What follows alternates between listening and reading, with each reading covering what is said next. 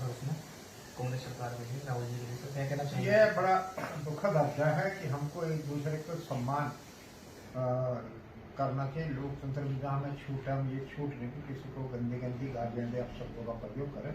ये मर्यादा के विहीन है, मैं उसकी प्रश्न करता हूँ। पूरी पार्टी में बड़ा आक्रोश है और पार्टी ने भी कहा था कि दुष्यंत जी को अपने बयान पर माफ़ी मांग लेनी चाहिए जिससे मामला शांत हो जाए, लेकिन नहीं, वो बीजेपी अपने अहम में अहंकार में है। वो किसी को कुछ आज देश में समझने को तैयार नहीं। तो इससे के बयान, नादानी के बयान, कच्चे बयान, हम जितनी निंदा करेंगे उतना ही कम है और उनको इससे जनता समय पर सबक सिखाएगी। इस तरह की मान सम्मान एक दूसरे का नहीं करेंगे तो ये नया अध्याय उत्तराखंड में यहाँ शालीनता, देवभूमि, यहाँ की सभ्यता, सांस्कृतिक विरासत जो हमें मिली वो इस चीज़ की अनुमति नहीं देती थी, क्योंकि इसका टाइम पर लोग जवाब थे। सर अच्छा, 2022 से चुनाव की क्या तैयारी चल रही है सर आपकी? मैंने कहा जैसे हम परिवर्तन यात्राएं कर रहे हैं, हम क्षेत्रों में जा रहे हैं। मैं भी रोज अपने अपने क्षेत्रों में जाते हैं, सभी लोग लगे, कार्यकर्ता जो प्रत्याशी हैं या पार्टी संगठन में कार्यकर्ता, सब पार्टी को जिताने पे लगे हैं। बीजेपी की विफलताओं को घर घर पहुंचा रहे हैं, चाहे सेंटर का हो, चाहे मोदी जी की घोषणाएं, चाहे उत्तराखंड की घोषणाएं। जो बड़ी मोदी जी की 5 साल घोषणाएं थी उनमें क्या क्रियान्वयन कितना हुआ? उन्होंने कहा था 2 करोड़ प्रतिवर्ष नौकरी हुआ। आज रिकॉर्ड में 14 करोड़ लोग हिंदुस्तान में बेरोजगार हुए। जो कारखाने छोटे, सरकारी नौकरी, छोटे कारखाने बंद हो गए। ये सिलसिला और देने की जगह छीन ली उन्होंने। 14 करोड़ रिकॉर्डेड है और भारत सरकार ने सेंसस ऑफिस बंद कर दिया। इस सेंसस ऑफिस लगता था कितनी बेरोजगारी बढ़ी है, कितनी घटी, कितना रोजगार मिला, वो बंद कर दिया डट के उसे। तो सर अगर आपकी सरकार आती है तो सर आप किस तरीके के बेरोजगार को सब क्या? ना निश्चित रूप से हमारे यहाँ तो तिवारी जी के टाइम पर भी रोजगार देने की योजना बनी। हिंदुस्तान में पहली योजना बनी। तिवारी जी की सोच का लाभ उत्तराखंड को मिला था और उस सोच को निश्चित रूप से आने वाली बीजेपी की सरकार ने ध्वस्त किया। तो तिवारी जी ने आते ही बड़ा काम किया था कि रोजगार कैसे मिलेगा। तो उन्होंने सिडकुल के स्थापना के मुझे बहुत दौड़ा, सारे साथी लोगों ने बड़ी मेहनत की।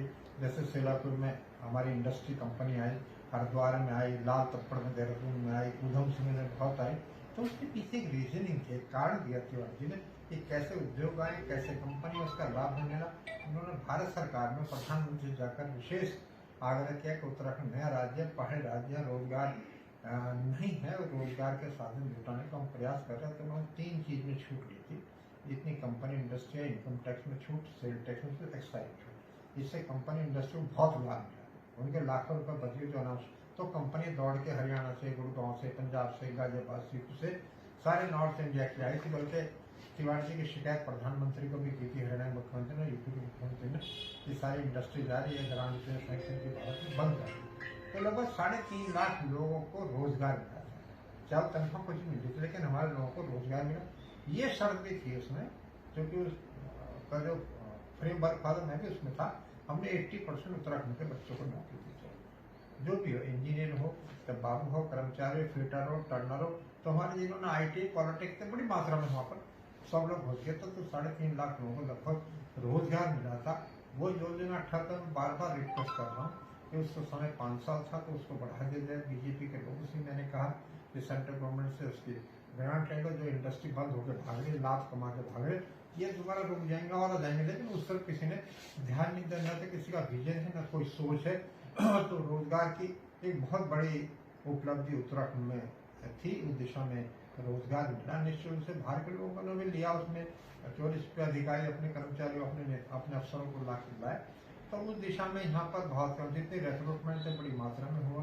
बस सेवाएं लगभग 400 बसें खरीदी गई, ISBT बनाया, पॉलिटेक्निक बनाए, सारे बच्चों को सर्टिफिकेट चाहिए था, डिग्री चाहिए थी। तो मैंने हर जिले पर विभाग था, तो हर जिले में मैंने 2-2 IT कंपनी पॉलिटेक्निक दिया, हर जिले में पढ़ा को कहीं नहीं कह सकते। तो वहाँ लोकल बच्चे पढ़े, सर्टिफिकेट लेकर कहीं लाइन पर खड़े होकर नौकरी उनको मिली। वो था बेसिक नौकरी देने का एक मामला। उस दिशा में आगे कुछ नहीं हुआ। IT बंद हो रहे, सुविधाएं नहीं मिल रही, कुछ नहीं मिल रही। तो कोई खोला नहीं। मैं नहीं समझता कि सरकार में क्या कहा। वो डबल इंजन की सरकार मोदी जी की कहा, एक काम तो बता दें कि वर्कर्स के लिए कुछ किया और रोजगार के लिए, पलायन रोकने को कुछ किया, किसानों के लिए कुछ किया। गन्ने का भुगतान अभी तक नहीं हो रहा आपका। आप मजदूरों को मिनिमम वेजेस कहाँ है, वो किसान के डबल उपज का मूल्य कहाँ है। आपने दुनिया भर की घोषणाएं मोदी जी ने की थी, वो कहाँ है। और डबल इंजन उत्तराखंड में लोगों ने इसलिए था कि मोदी केंद्र में बैठा, राज्य में बनेगा। हमें ये उदाहरण दे कि ये मोदी जी के आने पे हुआ।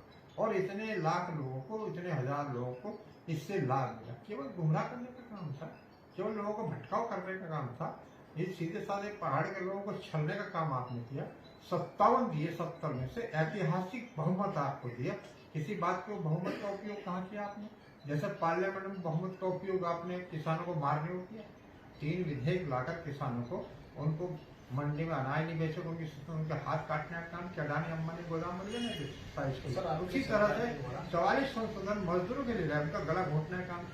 यूनियन नहीं बनाओगे, 300 से कम कर्मचारी यूनियन बनाने का अधिकार नहीं होगा, मैनेजमेंट से परमिशन लोगे। तो प्रो मैनेजमेंट, प्रो ब्यूरोक्रेसी, उस तरह के मोदी जी ने ये काम करके दोनों किसान मजदूर को मारने का काम किया।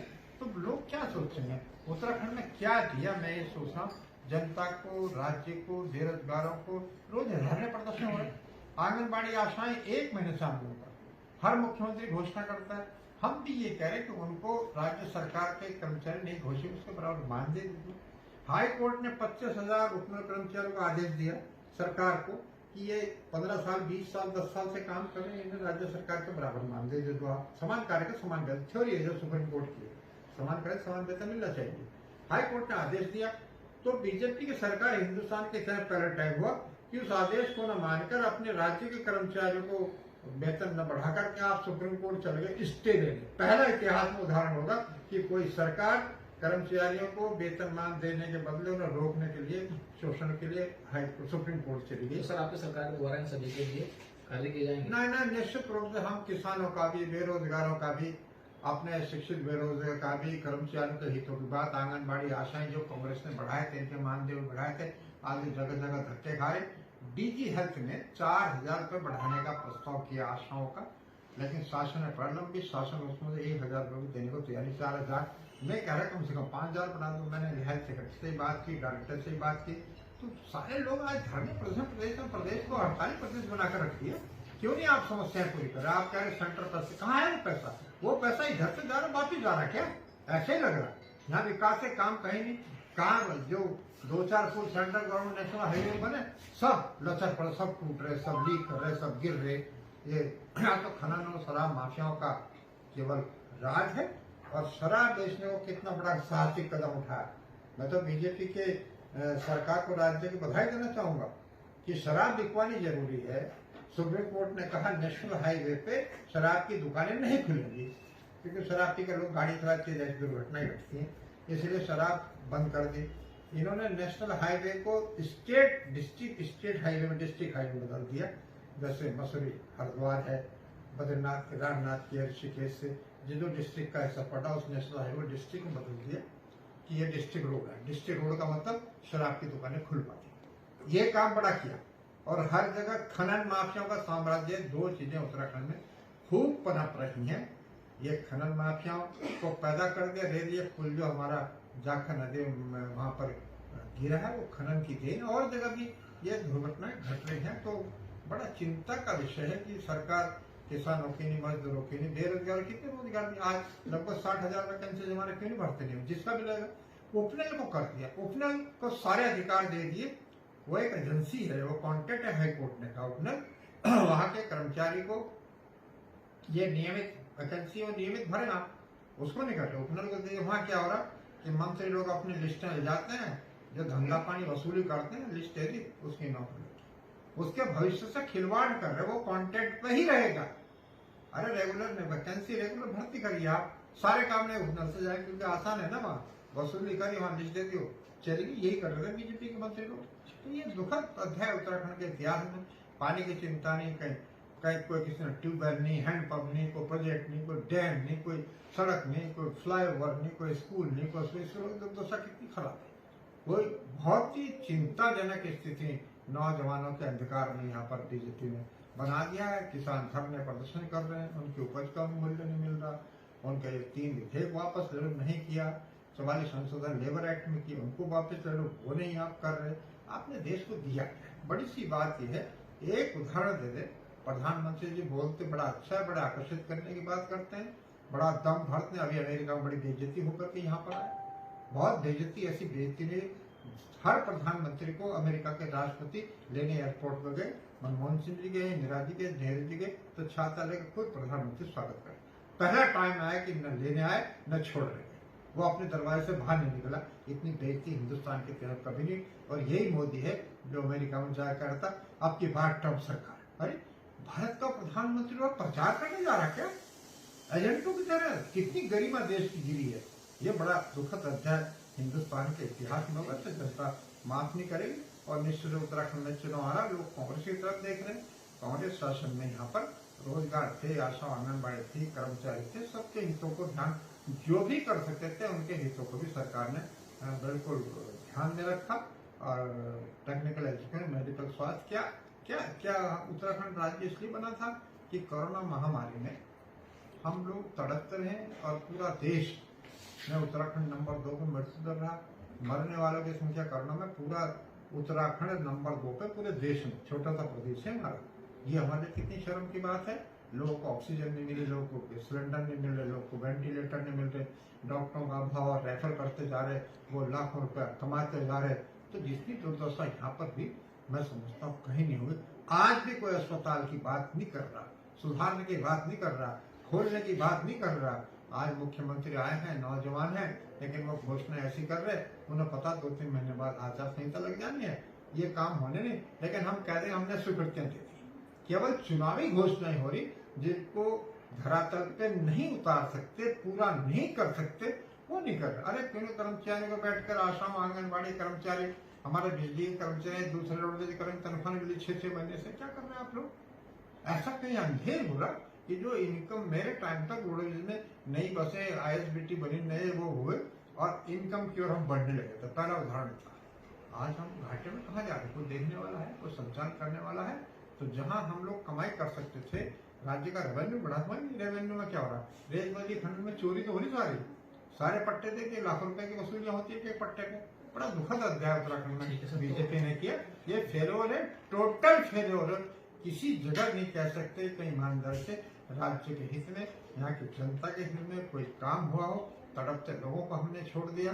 3-4 लाख लोग विदेश पलायन करके आए थे कोरोना महामारी में, कोई व्यवस्था नहीं उनकी, कोई राहत उनको नहीं मिला। सरकार ने, हमने भी डिमांड की इनके तरफ से, कांग्रेस से, इन्हें 75 रुपये महीना दे दो, उनको बेसहारा लोग हैं। तो सरकार को कोई चिंता की फिक्र नहीं। ठीक है, तो आपके इसमें सरकार में सभी कार्य जो है कराए जाएंगे। हाँ, हमारे कराए जाए। मैं तो उदाहरण ये भी देता हूँ, जो कांग्रेस ने काम कराए थे, हमने अस्पताल बनवाया था 50-100 बेड का डोज वाला, मैं संक्षेप कराया था, स्वीकृतियां हो गई, सारी वित्तीय स्वीकृति हो गई थी। त्रिवेंद्र जी ने उसको प्राइवेट अस्पताल को अटैच कर दिया हिमालय से।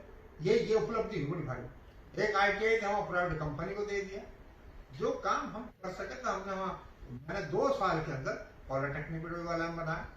1 करोड़ रुपए की ऊपर से सबसे बड़ी नहर जो थी उसे पाट करके उसे बस सर्विसेज पूरी शुरू कर दी, घमंडपुर से लेकर थानों तक, वहां तक। और ये बड़े काम हुए, हर जगह पुस्ते लगे, स्कूल अस्पताल बने, बालावाला से नाइट बस सर्विस दिल्ली तक की शुरू की, जो ये कल्पना भी नहीं कर सकते। डिग्री कॉलेज बना था, लेकिन जमीन में बात था, वो काम रुक गया। वो पुल रुक गए थे हमारे, ये नकरौंदा से वहां निकला था एयरपोर्ट पे, वो पुल सैंक्शन है। बुल्लावाला के 2 पुल दोनों रुक गए। त्रिवेंद्र जी ने मुख्यमंत्री का एक मुंह का निकला शब्द आदेश होता है, लेकिन कुछ नहीं करके दिया। मुझे भी अफसोस है कि मुख्यमंत्री अपनी कंस्टिट्यूएंसी में कुछ नहीं, कोई उदाहरण देने को कुछ नहीं कर पाए। हाँ, जमीनों का कारोबार खूब हुआ।